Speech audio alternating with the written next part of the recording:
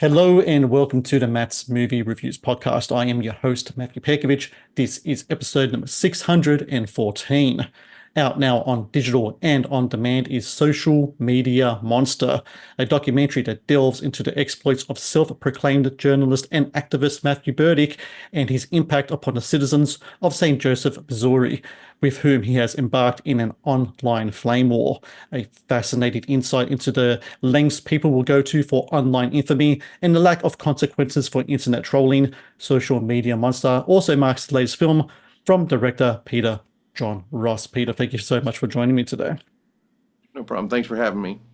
And for everyone out there, if you go to socialmediamonsterdoc.com, you can find all information in regards to where you can find the film, stream the film, watch the film. And I do encourage everyone out there to do all of that, to watch it, to find it, to stream it. Because I think, Peter, when it comes to the whole thing about online trolling, that all of us has had an experience one way or another in regards to that. I remember back in the good old days of message boards, that was always a big thing, because those things aren't around anymore. With yourself, Peter, though, what's really interesting about, but even before you just kind of delve into the whole St. Joseph, Missouri aspect of this, you actually had interactions with Matthew beforehand. I think it was on Indie Talk, right? Speaking of message boards and Correct. stuff. And that was like, what, 12, 13 years ago, right? So is that the first time 12 you years. kind of found that? Is that kind of like the launching pad of what we're seeing now in regards to Social Media Monster? Yes, I had an interaction on the indie film site that still exists as a bulletin board, indietalk.com, and at the time he was using a different name, Taylor Hanachek. Then when he got booted off of there, he started emailing me as Matthew Allen or Matt Kane, and I didn't know who that was until I eventually, oh, it's that same guy. And I said, I just have no interest in any of this. Please stop emailing me. And then the rage that he went into in response just was, I had never experienced anything like that before. I mean, I knew one other person that had been similar, but he at least lived, he was a filmmaker in my community. He had a lot of genuine mental health issues. So that was more understandable. This came out of nowhere and he's never stopped raging at me. It's very strange. And I had no interest in making a documentary. I was more of a narrative filmmaker. So I had no interest in making a documentary about this until when it was less about me and more about him against the community in St. Joseph, Missouri. I felt I could be objective enough to tell the documentary story When while it still comes putting to, my, go ahead. sorry, go ahead. I was just gonna say, and I put my bias right there in the film. It's like I'm narrating the film. I am a part of that story in a very, very small way. When it comes to the aspect of delving into documentary filmmaking, I find a lot of times when I talk to documentary filmmakers, the thing that they struggle with a lot of times is finding footage, archival footage and such. And when it comes to Matthew, there is no need to look far. He's got so much stuff out there and he's got so much stuff to put in your stuff. When it comes to putting his stuff in your documentary, is there any type of creative hoops you have to copyright hoops you have to jump through in regards to that? Or is it because it's online, it's fair game, anything that he posts on there can go in a documentary? No, there are hoops. There's the concept in the US called fair use laws, of which there are four pillars, only one of which you need, and I have three of them in spades. And just so you know, that interestingly, when I first began the documentary, that was the problem. I began shooting interviews and the concert footage in February of 2019. Mm-hmm. And one of the reasons I had so much trouble even getting started editing it for the entire year was a lack of footage from Matthew, a lack of his side of the story being represented. I felt like, well, I have all these people describing what he says, and I have nothing of him saying it. But when I put the trailer out, for some reason, he felt compelled to constantly put things out on the internet with audio or video over explaining his side of the story. And it became just this avalanche of footage from him. And it was very strange because it felt like he wanted to participate in the movie, but then he wanted to be able to try to play a trump card of saying, but until you pay me $500,000, I can't let you use it. And it's like, Right. fair use allows me to use it as long as I'm using only short segments. Nothing he did was monetized. If anything, the documentary is adding value. If he wanted to monetize his videos, he could. But I mean, it would have no value without the documentary. So it's kind of like I'm adding value as opposed to taking it away from him. We only use small segments. We use it for commentary and criticism. It falls under fair use from start to finish. The citizens of St. Joseph, Missouri, described their town as a sleepy town. You know, just a small town near the Mississippi River. Does anyone know why Matthew decided to set up base there? From the start, he was like, he had a recording studio. He was from what I remember, a Wagyu beef steak salesman or some retort, filmmaker, etc. But why that place? What was it about that place that kind of lured him to take part of that in that community in that town in anywhere USA? Well, a couple things. Number one, he set up a music recording studio in the basement of a gun range, an Right. active gun range, which makes that seems counterintuitive to me. If you're trying to record audio, having a gun shooting constantly seems like it might be an inhibitor, but Well, unless you're making a hip hop record, but other than that. quite possibly. But yeah, as to why he moved there, I mean, he's been, as he is with most things, wildly inconsistent. I mean, I can tell you that the reason he moved at all was he'd had a almost identical incident in Des Moines, Iowa, where he had been living for a short time. And when he got involved in the exact same thing of contacting the police, the local media, it got threatening, the FBI got involved. He hightailed it out of Des Moines and wound up in St. Joseph. Now, he's claimed that he just found an apartment that matched his furniture, but why he picked there, I mean, he says it in the himself in the film. It's like it just wasn't too big, wasn't too small, just not far from his beef manufacturer. So, I mean, again, I can't actually say I don't really trust anything Matthew Burdick says without some kind of third party verification of somebody else confirming it or there's some kind of documentation. And to me, it would just be speculation. When it comes to getting people to appear on camera and talk about it, from everything I know, talking to you and watching the documentary and stuff, when you're the target of Matthew's aggression, so to speak, of his obsession, that is a incredibly taxing thing emotionally, spiritually, etc. Were people wary to kind of take part of this documentary and put their face to film, or was it a chance for them to finally, speak out against the things that he did to them outside of the region of St. Joseph? Yes, it was very difficult getting some people to appear on camera. Many people didn't want to. There were people who like worked at a Texas Roadhouse that he tried to get fired from their job. And that guy was one of the most vocal about Burdick, but when it came to being on camera, he's like, I can't risk my employment.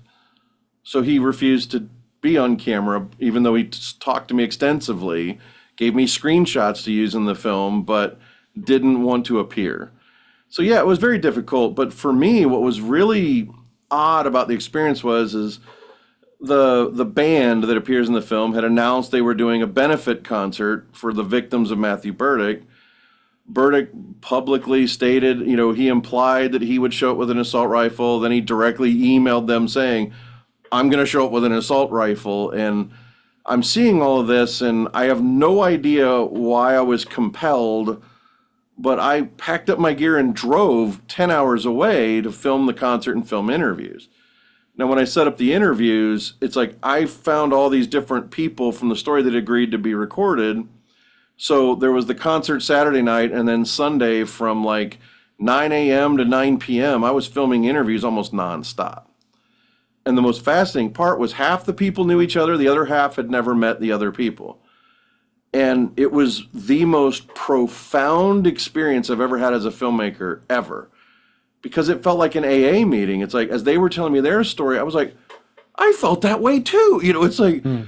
and we all started sharing. The people waiting to do their interview, like, I felt the same way. It's like we all started sharing, and it was just the most unique thing I've ever gone through as a filmmaker because I'd never felt like that before. You don't realize how much it affects you till you start to share it with people that truly understand what you went through. And sharing that experience made it to where, I don't know, it just lightened the load. It like lessened the impact of his terror. When it comes to Matthew's uh, way that he approaches a lot of things, there seems to be a lot of kind of victim mentality to his process, especially in regards to identity politics. He likes to talk about the things. He doesn't like to talk about who he is, but what he is, or he claims to be. I am Yes. disabled. I am gay, and I think a lot of that kind of is almost like, I hate using the word, but it's kind of like trigger words for a lot of people to kind of like automatically kind of like drop their defenses and try to take a more kind of sympathetic kind of approach. And I do Yes. find it kind of interesting that he does take that kind of route. Is there any in the movie? I know in the movie there was no confirmation in regards to any of this stuff. And I don't want to say that he isn't because I don't know the man, but from your research and what you've come across, um, is there any indication that what he says is true, or is he just using these buzzwords to kind of um, make his point more sympathetic because there is no authenticity in his points? I can honestly say when it comes to his claim in his own video that he filmed with his own phone that he submitted to public record, he says that he's LGBT. I have no evidence whatsoever that he is or is not. And I honestly do not know whether he is or isn't. One person in the film has the strong theory that it's like, I think he fakes it. You know, Garner says, I think he's faking to con people. In exactly the theory you asked, which is he faking that? Here's the thing. I mean, I had never seen anything that would imply that he was LGBTQ plus before that incident, and there's almost nothing after that supports that theory. But who knows? And the other thing is, like, he's recently come up with the idea, and it's only been about 2 years since he first brought it up. He's decided to say that he's a minority, that he's of Romani descent, Hmm. like the Eastern European gypsies. And again, that might be true. I don't know what relevance it has, as in, like, no one addresses that, but I think the thing that can be said definitively is he uses exactly what he said. He loves to use the buzzwords, whether they're true or not, to immediately put him in the position of being a victim. And because he's in the hope of cancel culture will make them side with me with immediacy, or everybody's going to be way more cautious because of the possibility that there's a sensitivity to this, to being disabled, which again, he collected Social Security disability. I still do not know formally what he was on disability for. I've seen no documentation, and he has stated at least 5 to 6 different things that he claims to have been on disability for. And I don't know I don't know which one is true, if any of them. So yeah, Um, I do think he uses that.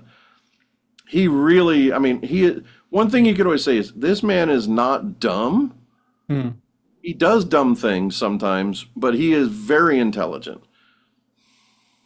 When it comes to him as a person, it seems like he's constantly looking for validation for the things he says he is. And validation in the online context is something that's incredibly, the online experience has become incredibly psychological in the need to be liked, whether through likes, through clicks, through comments, through all those kind of things.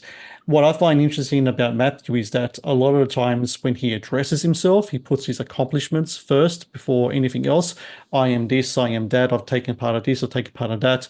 I think my favorite one I heard was the video from the IHOP incident, which in itself, just the name the IHOP incident is just something comedic and almost in a sort of way.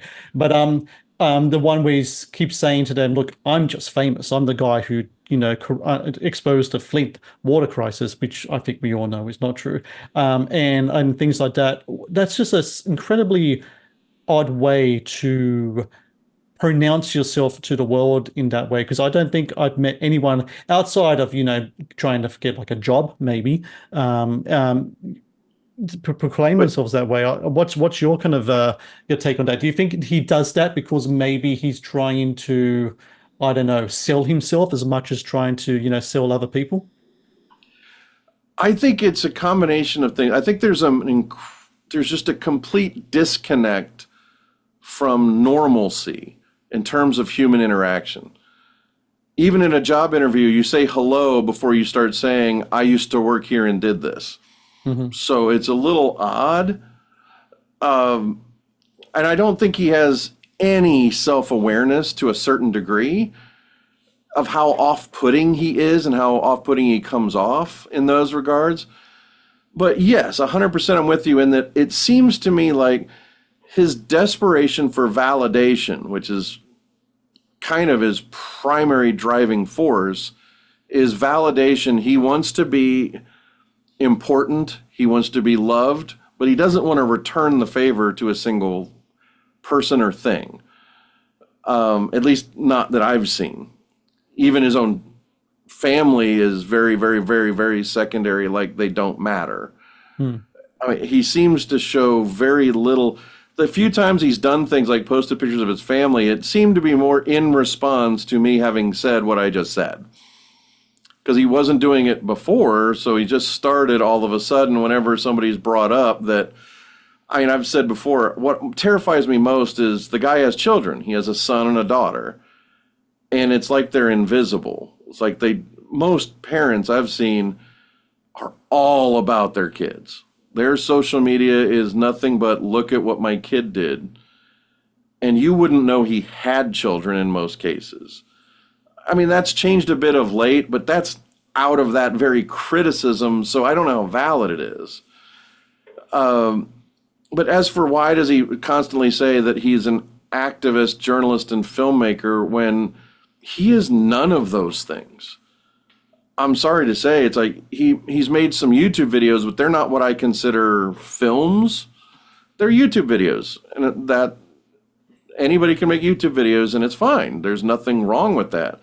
But he has to feel validated by saying that he's a filmmaker that's pitched TV shows, which is kind of true, but not really. Like, he made a spec TV pilot. He did get someone at Cartoon Network to watch it, but then they passed.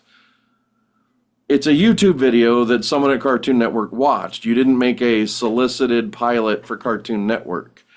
So this constant need to appear greater than is just so overwhelming. Similarly, that Flint water crisis is the biggest, saddest joke that he has, which is all he said was the Region 5 EPA is corrupt a year before the Flint water crisis. Just broadly accusing them of corruption is not exposing the Flint water crisis. That's not the same thing. And yet he will fight till his dying day that by saying that it was corrupt, that somehow that proves and validates his entire existence as an activist. And it doesn't. Please support Matt's movie reviews on Patreon. Get access to exclusive content, request movie reviews and top 10 lists, and help support my work. Please click on the Patreon link in the description below.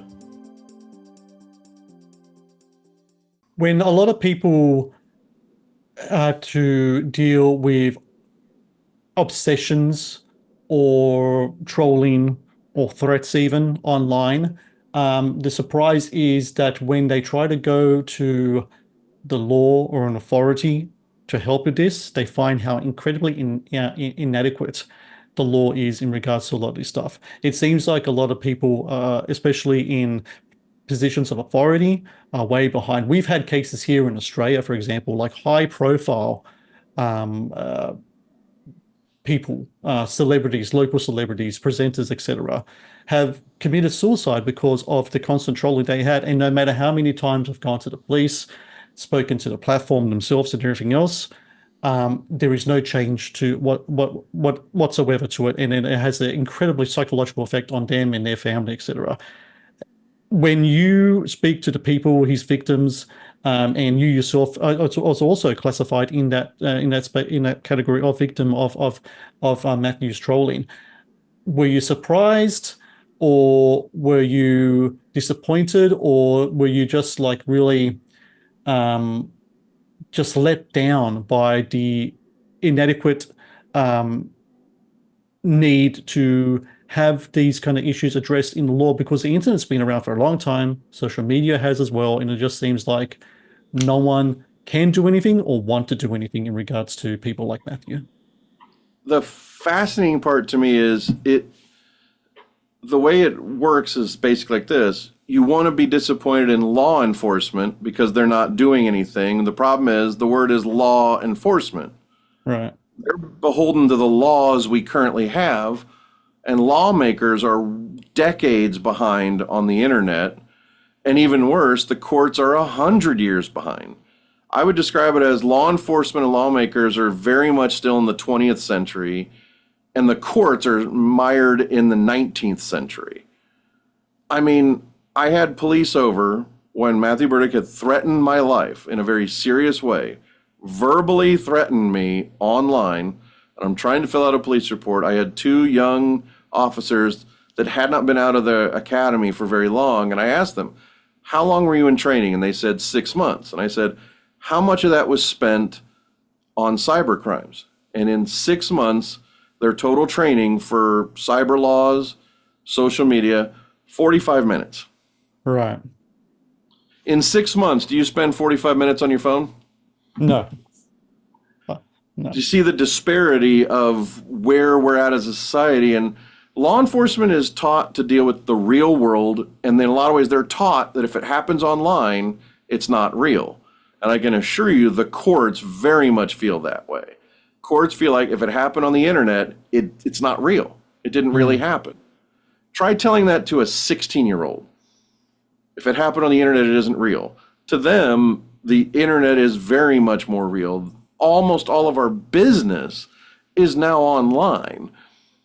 And it just doesn't make sense. And the problem is, in the U.S., we have this thing called the Internet Decency Act. That's our big federal law, and it states in Section 230, internet companies have zero civil or criminal liability for anything that a user does on their platform.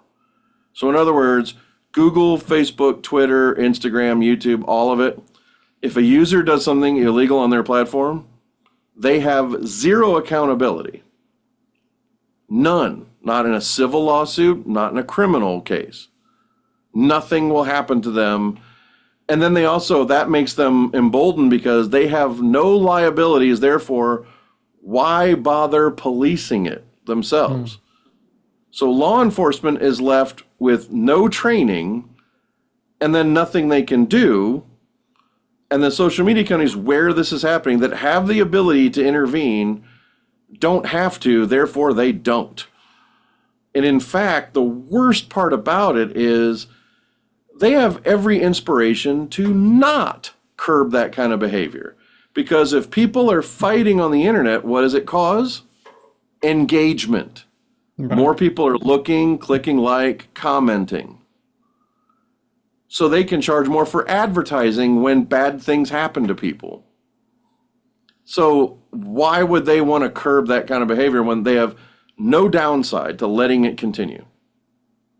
And the thing that I kind of take from that as well is that while the people behind these platforms don't have to take part in anything as well, there have been examples where they had no problems doing so if they felt the need to. For example, we can live in a world where a person like Matthew Burdick can go free, but also live in the same world where the president of the United States can be banned from a platform for violating things. So I find it kind of odd that Or actions taken against one person, but action taken against another person, maybe displaying same kind of traits, uh, isn't done so, and I find that interesting as well.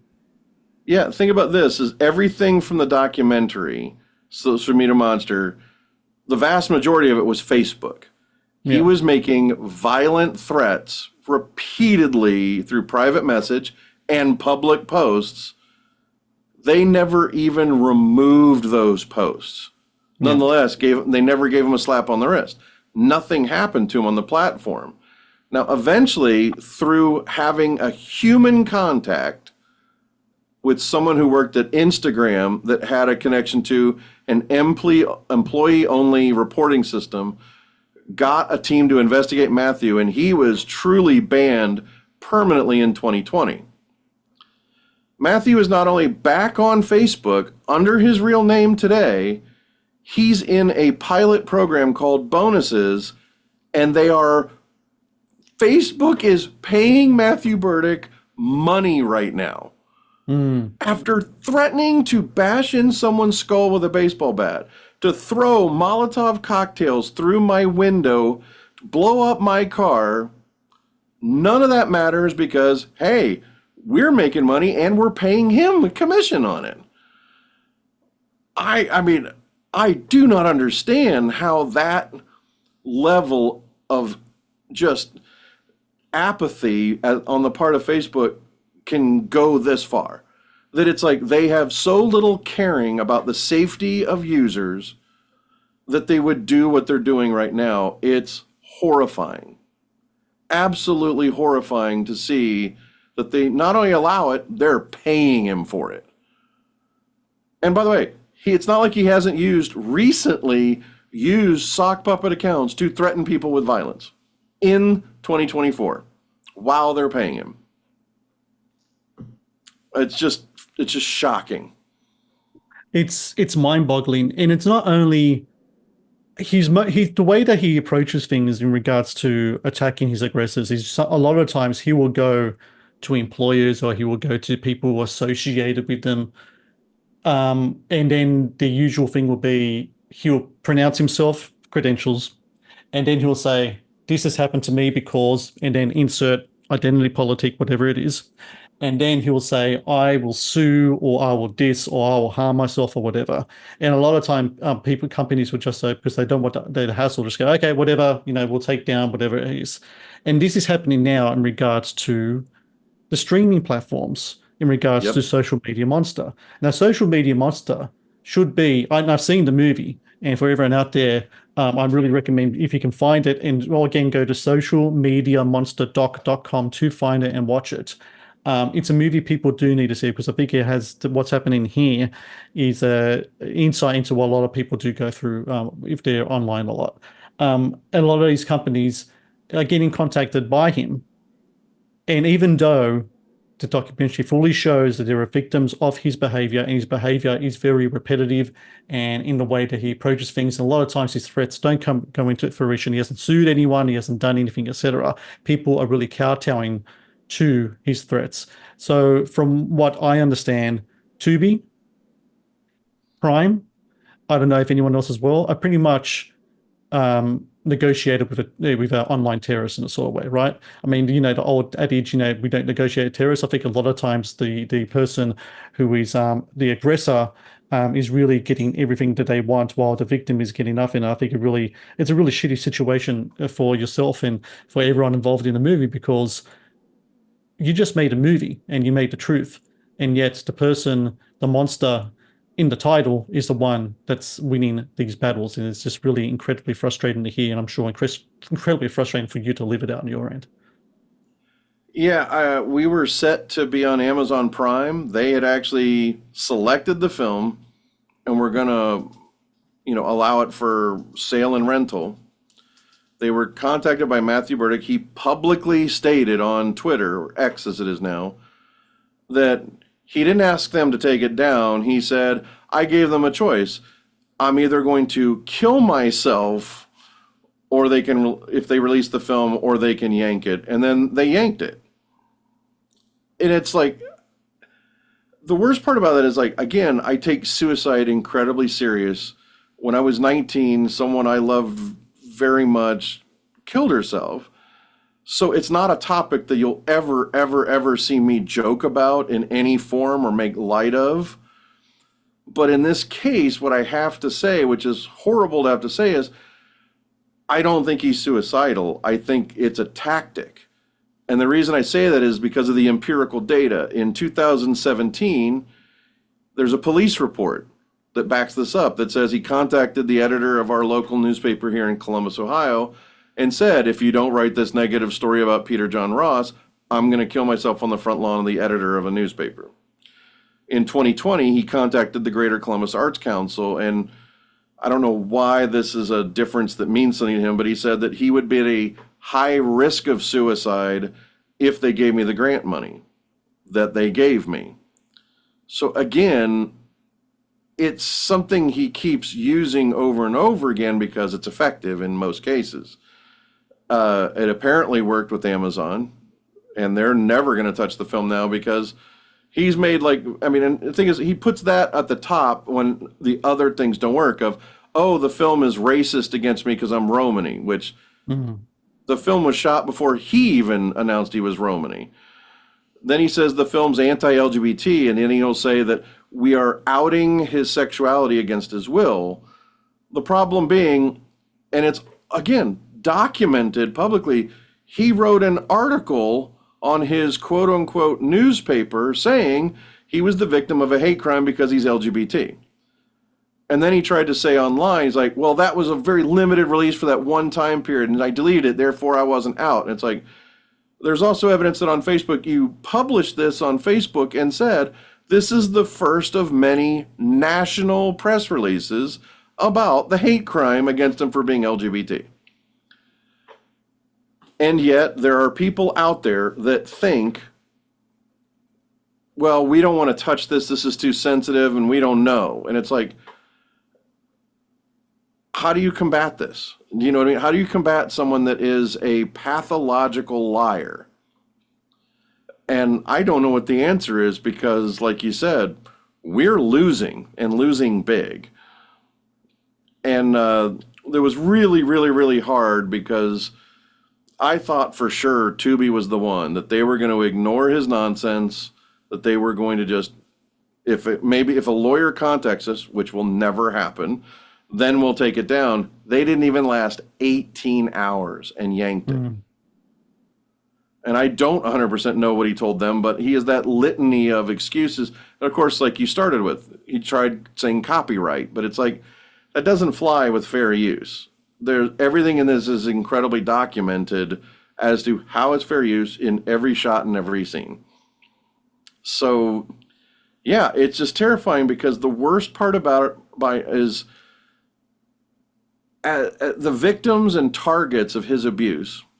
We've gone to the police and law enforcement, including up to the FBI, and gotten nothing. Some of us have even gone to the courts and gotten restraining orders, civil lawsuits, even winning a civil lawsuit. Utterly meaningless to a guy that lives in his car, that has no money, no assets, and nothing to take away from him. He's got nothing to lose. So he's quadrupled down on everything that all the threats he's made, still doing them. All the defamation, still doing it, multiplying it. And the only recourse we have to have our voices heard and our story told about this hole in society between social media, the courts, law enforcement, and this cyber terrorist is the documentary. And so when you have a company like Amazon and Tubi that silenced the voices of the victims and targets in favor of the guy who a judge wrote was found guilty of cyber stalking. I'm floored by this at the moment. Like, I don't understand. I am really losing faith in society as a whole at this moment. It's like when you are actively taking measures to help someone hurt people and get away with it, I don't know what's wrong with the world. I don't know how to fix it at this point. I mean, we're still on some minor streaming companies like Mosaic TV on the TCL channel and Free Movies Plus, but good luck finding those channels without a Roku. You know, it's somebody like Amazon Prime and Tubi would have been one of the biggest things for the film. And I honestly think that that's what terrified Matthew Burdick the most, was not being outed for LGBT. It was he's terrified people are going to hear him talk and find out who and what he really is, in his own words. And I think he's shockingly effective with his lies and his playing on the buzzwords. He's relying on these big companies to just want to hit delete because it's so much easier to hit delete than hear a story. And I'm an unproven, untested filmmaker. They have no idea if I was going to make them money or not. I mean, every filmmaker thinks their movie is going to make money and be popular. I believe that in this film because it's the first time I made a movie that wasn't about my ginormous ego. It was about telling these victims' stories. It was about something bigger than me. It was about them. It was about giving them a voice. One of the worst things that ever happened was they released the movie on Tubi on a Friday night. Saturday morning, a woman who said that she had been physically abused by Burdick, who I'd been talking to for a couple months, she saw the link on Tubi, and she wrote me the most amazing message. She said, I know that a month ago, a year ago, maybe even a week ago, I never would have done this, but I shared that link publicly and I've started to tell my story. And she said it was because she saw me on a podcast talking about this, talking about how silence is what gives this guy his power. The people that don't speak up, that don't want to deal with it, that is where all of Burdick's power comes from. And she said, you know what? You're right. And now that it's on Tubi, she felt, I'm going to go ahead and make a stand. 2 hours later, Tubi yanked the movie.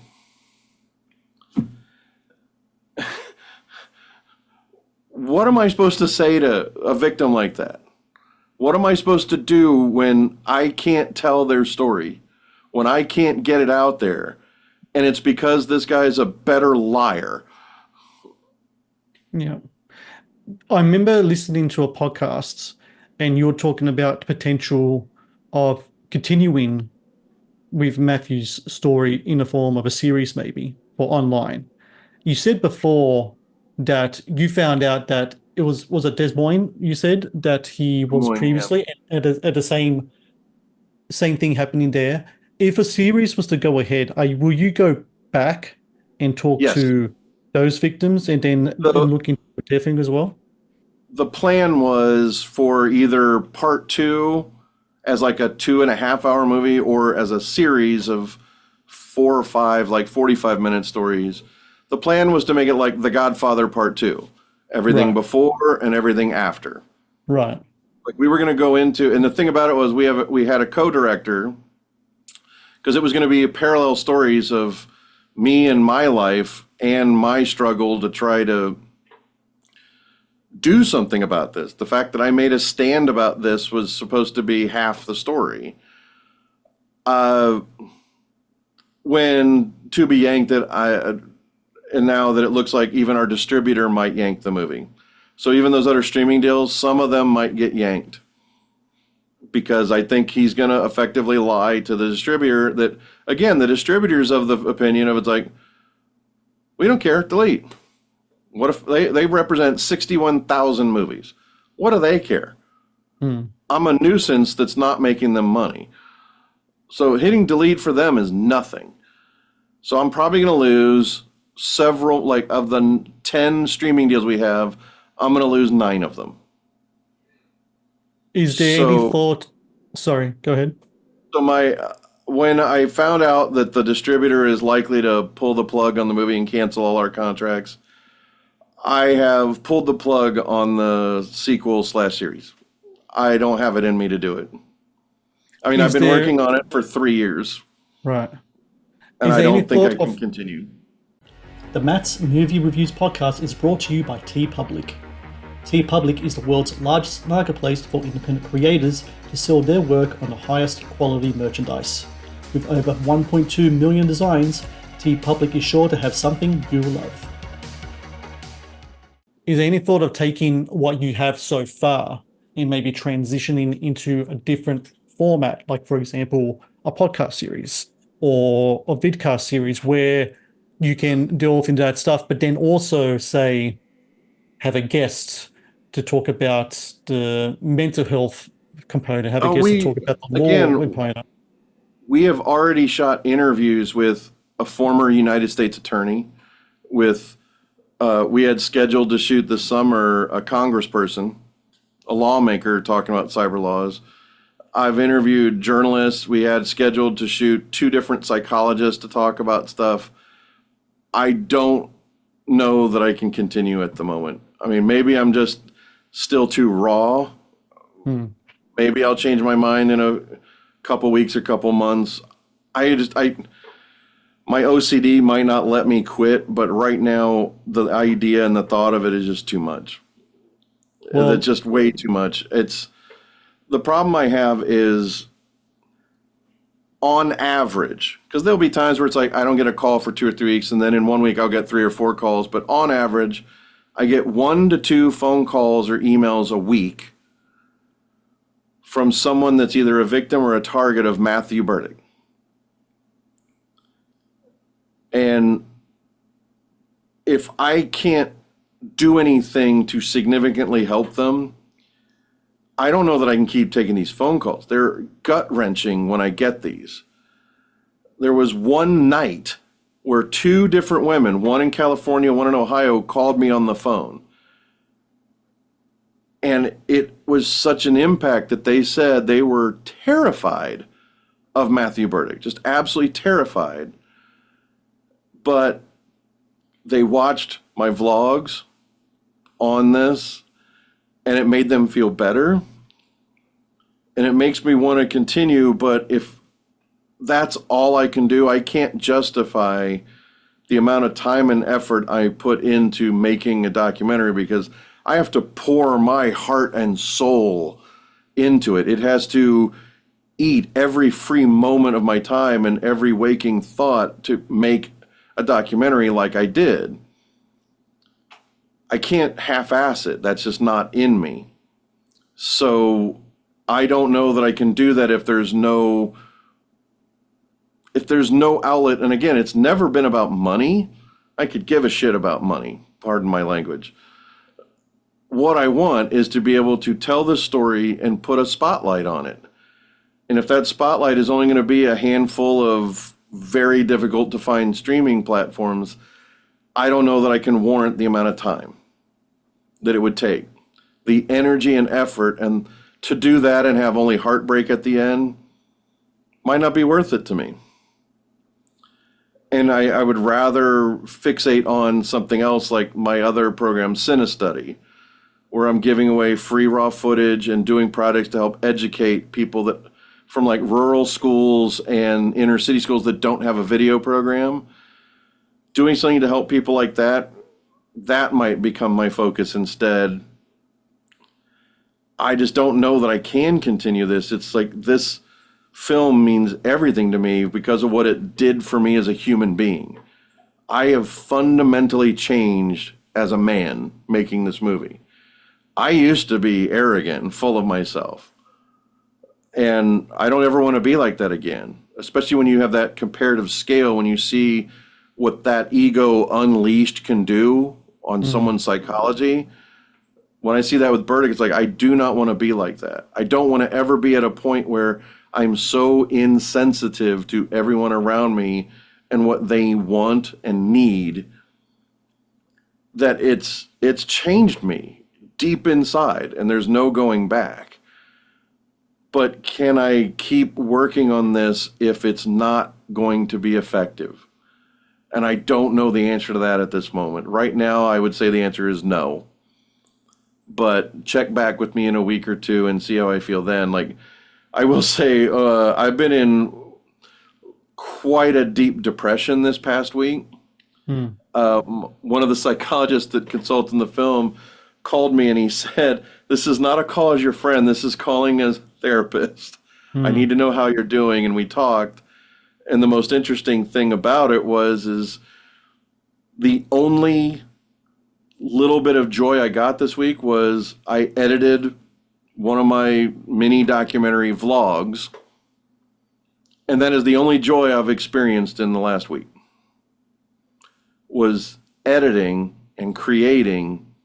And even though it was on this topic that's upsetting me the most, when I get into editing, it's like a trance. Right. I'm lost in the work, and I always compare it to, did you ever see the original or both versions of Fantasia? I Right. feel like Mickey Mouse and the Sorcerer's Apprentice. I feel like you're creating something, you're making something, and it's a magical feeling. And that is the only joy I experienced this past week. So there is hope that I'm going to continue, but I don't, at the moment, it feels, the problem is I feel very, very, very alone. The people that have helped in the documentary, it's bringing me more pain than solace to talk to them and have this level of disappointment, the disappointment in myself. Well, let me just say, from my perspective, you shouldn't be disappointed in yourself because you made it the documentary. You made sure that this message got out there. You made sure that this story got out there.